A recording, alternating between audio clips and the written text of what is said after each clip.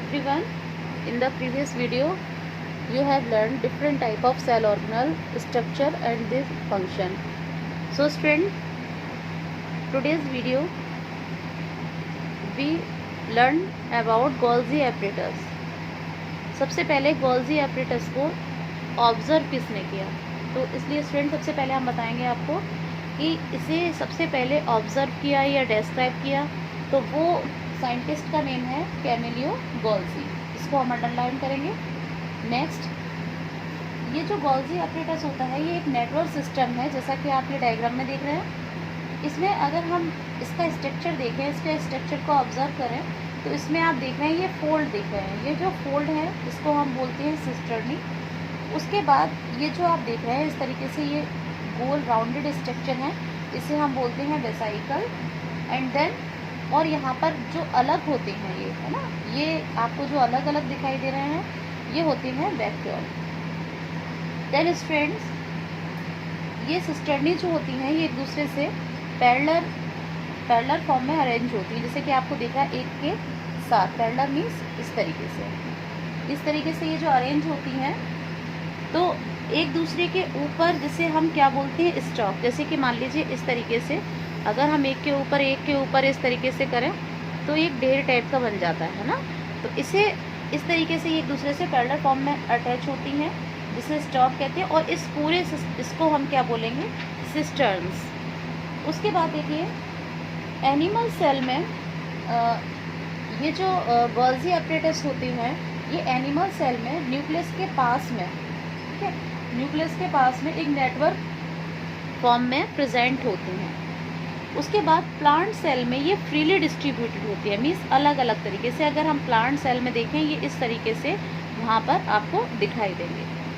उसके बाद जिसे हम डिप्टाइयोसोम कहते हैं, ओके स्टूडेंट, यानी कि ये प्लांट सेल में इस तरीके से आपको अलग अलग एक स्ट्रक्चर दिखाई देगा, तो उसे हम क्या बोलते हैं प्लांट में, डिप्टाइयोसोम। इसके बाद इसमें हमें टू फेसेस दिखाई देने को मिलते हैं, जैसे कि एक होता है सिस फेस और एक होता है ट्रांस फेस। किसमें स्टूडेंट, गोल्जी apparatus में। सिस फेस जो होता है वो जैसे कि स्टूडेंट ये है न्यूक्लियस, और न्यूक्लियस के पास में होता है सिस फेस। उसके बाद ये इसकी होती है ट्रांसफेस होती है स्टूडेंट प्लाज्मा मेम्ब्रेन के तरफ। तो इस तरीके से दो फेस होती है, जो सिस फेस होती है वो होती है न्यूक्लियस की तरफ, और जो ट्रांसफेस होती है वो होती है प्लाज्मा मेम्ब्रेन की तरफ। उसके बाद हम आते हैं इसके फंक्शंस पर।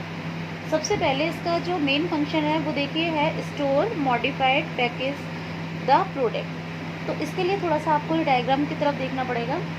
सिस फेस न्यूक्लियस की तरफ होता है और ट्रांसफेस प्लाज्मा मेम्ब्रेन की तरफ होता है। तो जो न्यूक्लियस से जो भी चीज़ सिंथेसाइज होती है, न्यूक्लियस से जो भी चीज़, जैसे कि सपोज दैट कि वो प्रोटीन है, ठीक है स्टूडेंट।